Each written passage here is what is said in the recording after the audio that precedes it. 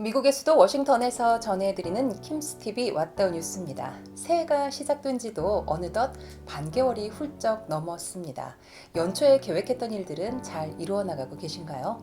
저희 킴스TV도 올해부터는 좀 더 자주 여러분들을 찾아뵈려고 형식을 조금 바꿔서 진행하게 되었습니다. 많은 관심과 응원을 부탁드립니다. 오늘 준비한 첫 소식입니다. 연방 당국이 지난 6일 발생한 연방 의사당 점거 사건을 수일 전에 이미 예상하고도 이를 막지 않았다는 의혹이 곳곳에서 터져 나오고 있습니다. 반 트럼프 진영을 이끌고 있는 주류 언론 중에 한 곳인 워싱턴 포스트에 따르면 연방 의사당 경찰국이 사건 사흘 전에 상부에 올린 정보 보고서에 구급파의 의사당 공격을 강력하게 경고하고 있습니다. 1월 3일 상부에 보고된 12페이지짜리 보고서에 의하면 6일 백악관 앞 집회를 끝낸 후 수천여 명의 극단주의자들과 백인 인종주의자들이 의사당에 난입할 것이라는 내용이 나옵니다. 사흘 후에 실제로 벌어질 일들을 마치 예상이라도 한 듯이 시간순으로 정리돼 있어요. 보고서에는 트럼프 지지자들이 대선 결과를 뒤집을 수 있는 마지막 기회가 1월 6일에 있다고 여긴다라고 적혀 있습니다. 또한 극도의 절망감과 실망감이 폭력을 이끄는 촉매제가 되고 있으며 대선 후에 늘상 있어왔던 시위와는 달리 이들은 연방의회를 직접적인 타겟으로 삼고 있다는 대목도 나오죠. 이 보고서는 연방의사당 경찰국장에게 올라갔고 전결을 받은 것으로 알려졌습니다. 당시 경찰국장 스티븐 선드는 이 문제에 대해 입을 닫고 있습니다. 이 보고서는 워싱턴 DC 경찰국과 FBI 등 연방 법무부 산하 사법기관 등도 공유한 것으로 알려졌습니다. 1월 5일 연방수사국 FBI의 한 버지니아 지부도 극단주의자들이 1월 8일 시위를 전쟁으로 준비하고 워싱턴 DC를 갔다고 보고했죠. 이 밖에도 다수의 연방 사법당국이 1월 6일 의사당 공격 등 초유의 사태가 발생할 것을 예상하는 보고서를 올린 것으로 알려졌습니다. FBI 보고서에는 시위대가 SNS 등을 통해 총기로 중무장하고 방탄조끼 착용과 방독면 준비를 명령했다는 사실을 확인했습니다. 문제는 이미 정보 보고서 등을 통해 무슨 일이 벌어질지 알았으면서도 의사당 경비를 충분히 하지 않았다는 점입니다. 현재 연방법무부, 국토안보부, 내무부, 국방부 감사실이 이 문제를 들여다보며 고의성 여부를 살피고 있습니다. 이 문제는 트럼프 진영뿐만 아니라 민주당 진영에서도 의문을 품고 있습니다. 1월 6일 의사당 점거 사건 당시 10여 명의 현직 경찰이 시위에 참여해 심지어 의사당 안까지 난입했고 일부 의사당 경찰이 시위대와 기념 촬영을 하고 바리케이트를 치워 시위대가 의사당에 입성할 수 있도록 방조한 혐의로 조사를 받고 있습니다. 연방법무부와 FBI 등은 이미 의혹을 풀 만한 단초를 확보하고 있지만 아직 검증된 사실이 아니라는 이유로 공식적인 브리핑을 거부하고 있죠. 미국은 유무선 전화와 인터넷 등을 철저하게 감시하며 테러 징후를 걸러내고 있는데 과연 80여 개에 달하는 정보기관이 허술하게 이를 데 없는 트럼프 시위대의 의사당 난입 정보를 미리 알아내지 못했을 것이라는 상상은 불가능하죠.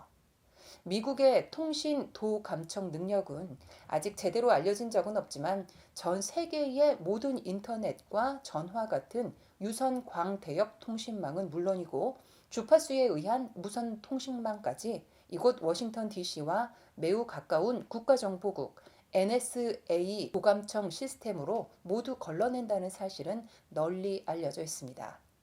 미국이 전 세계 통신망을 도감청하고 있다는 사실은 NSA 직원 에드워드 스노든의 폭로로 극히 일부분이 드러난 적도 있어요. 이 문제는 워싱턴 포스트와 뉴욕 타임즈 등 친바이든 진영 언론에서 요즘 계속 파고들고 있습니다. 진보영에 속하는 비영리 IT 연구단체 사이트 인텔리전스 그룹은 보고서를 통해 미국이 지난 정보 자산으로 허술하게 이를 데 없고 심지어 조악하기까지 한 극우단체 준동을 미리 막지 못했다는 것이 과연 말이 되는가라며 의문을 제기했습니다. 이들은 보고서를 통해 일부 극우단체 회원들이 SNS와 커뮤니티 사이트에서 연방의사당 점거를 논의하며 의원 체포를 위해 밧줄을 준비해 오라는 내용도 있었다고 밝혔습니다. 워싱턴 포스트는 사법당국이 이렇게 쉬운 음모를 적발하지 못하고 대비하지 못했다는 사실이 더욱 놀랍다고 지적했죠.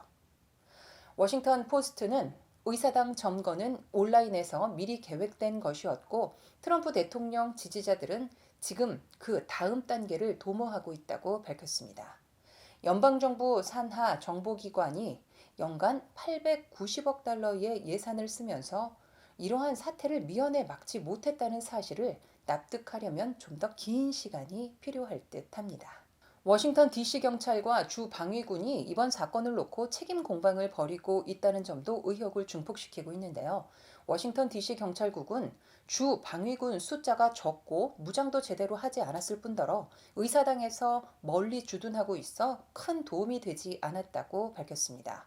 또한 주 방위군에게 여러 차례 원군을 요청했지만 의사당에 뒤늦게 도착해 사태를 키웠다고 주장했습니다. 하지만 주 방위군은 워싱턴 DC 경찰국이 주 방위군 임무를 최소화하도록 주문했고 군 병력 투입 없이 사태가 진정되길 원했다고 반박했죠. 거기에 6일 DC 경찰국에 도움이 필요하느냐는 질문을 2차례 했지만 모두 거절당했다고 주장했습니다. 하지만 이에 대해서도 워싱턴 DC 경찰국은 연방의사당이 시위군 중에 의해 점거당한 후 국방부에 지원 요청을 했지만 주 방위군이 의사당에 도착하기까지 무려 4시간이나 걸렸다고 전했습니다.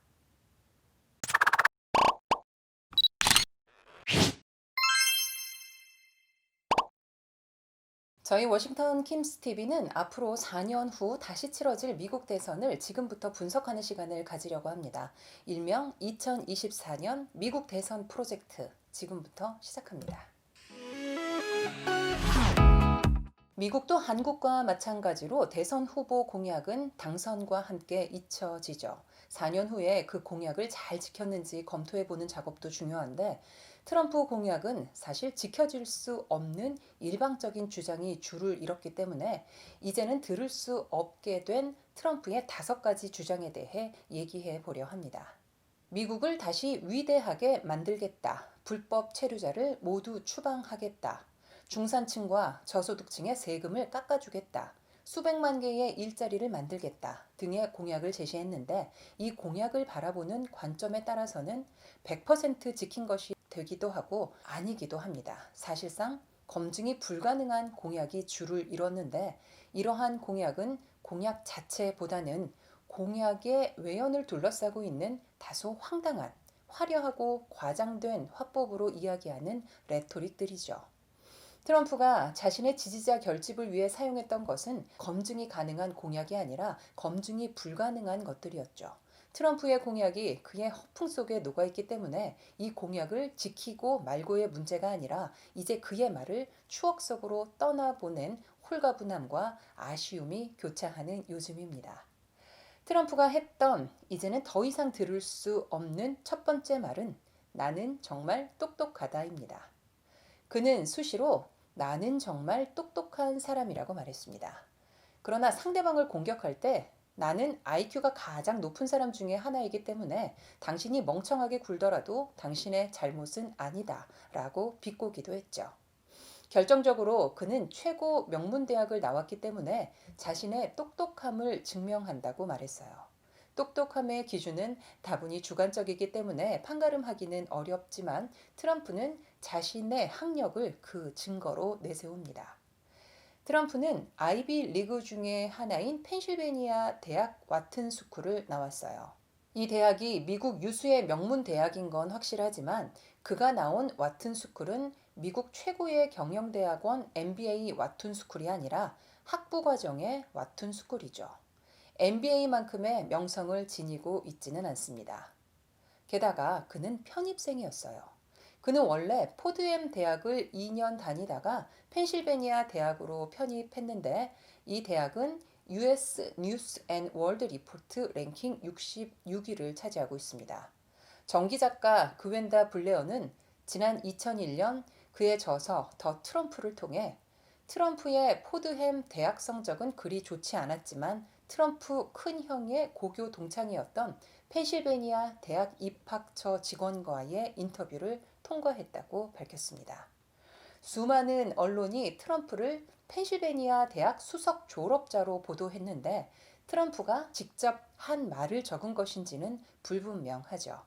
한 가지 명확한 것은 1968년 졸업생 명부 중 우수 졸업생 명단에 트럼프의 이름을 찾을 수 없다는 점입니다. 보스턴 글로브 신문은 트럼프의 유펜 대학 친구들은 트럼프를 말만 많았지 어느 하나 두각을 나타낸 적이 없는 학생으로 기억하고 있다고 말했습니다. 두 번째, 나는 세계에서 가장 뛰어난 기억력을 보유하고 있다라는 발언입니다.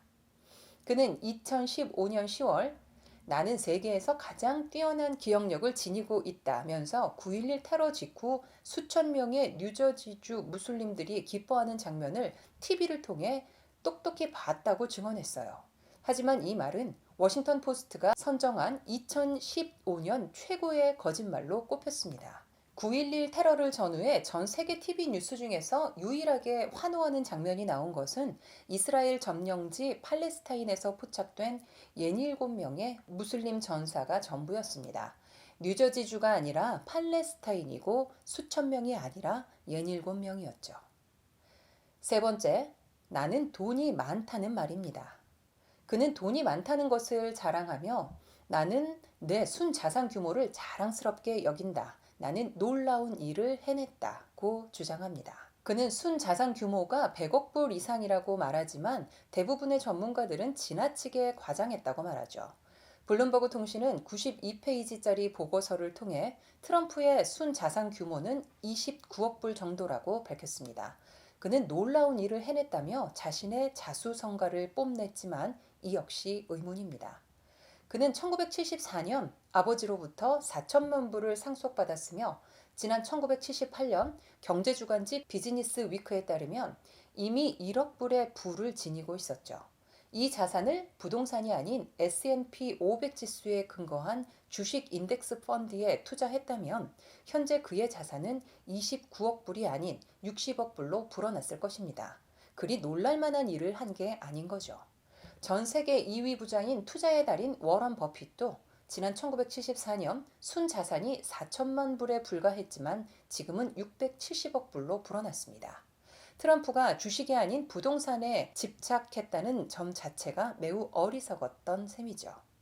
버핏은 자신이 소유한 지주회사를 통해 간편하게 주식만 투자해 부를 일궜지만 트럼프는 항공사에서 보드카 판매 회사, 스테이크 판매 식당, 회전 목마에 이르기까지 자신의 이름을 파는 수백여 개 기업과 걸쳐져 있습니다. 그리고 네 번째, 나는 내 돈으로 선거운동을 치렀다는 발언입니다. 그는 슈퍼팩 등을 이용해 부자들이 돈에 의존해 선거를 치르는 경쟁 후보를 겨냥해 나는 내 돈으로 선거를 치른다며 정치적 빚이 없음을 강조했습니다. 하지만 이 말 또한 거짓으로 판명났죠. 그는 선거 캠페인 초기 자기 돈 180만 불을 집어넣고 시작했지만 390만 불의 기부금을 받아 운용 선거 자금으로 580만 불을 공개했습니다. 그의 캠페인 홈페이지에는 기부 배너가 버젓이 달려있죠. 그는 당시까지 540만 불의 선거 자금을 집행했는데 이 중 4분의 1 정도는 트럼프 소유 회사로 흘러들어갔어요. 그중 대부분은 트럼프 자가용 제트기 회사입니다. 마지막 다섯 번째, 나는 아마도 인종차별이 가장 적은 사람일 것이다 라는 발언입니다. 그는 나는 진짜 아마도 인종차별이 가장 적은 사람일 것이다 라고 주장했어요. 그렇게 말하는 사람이 멕시코 국경에 장벽을 건설하고 미국의 모든 무슬림 신자 입국 금지 조치를 한 사실은 앞뒤가 맞지 않습니다. 보수적인 다른 공화당 대선 후보들도 무슬림 입국 금지 발언에 대해 있을 수 없는 일이라고 반박했죠. 뉴욕타임즈는 36년 전 처음으로 트럼프의 이름을 올리는데 그 기사 제목이 대형 랜로드가 흑인 혐오 혐의로 기소됐다는 내용이었습니다. 트럼프와 그의 아버지가 경영하던 회사가 인종차별 혐의로 기소돼 연방 법무부까지 개입했던 사건을 말하는데요.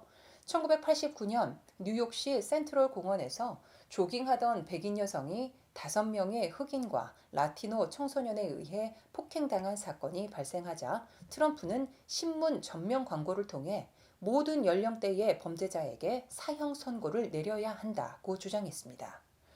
용의자들은 모두 기소됐지만 DNA 분석 결과 무죄가 입증돼 석방됐어요. 당시 트럼프는 당국의 이러한 행위를 수치스러운 일이라고 평가했습니다. 트럼프 밑에서 중역으로 일했던 존 오더널이라는 사람은 1991년 자신의 책 트럼프들을 통해 트럼프가 흑인은 원래 유전적으로 게으르다는 말을 했다고 주장했습니다.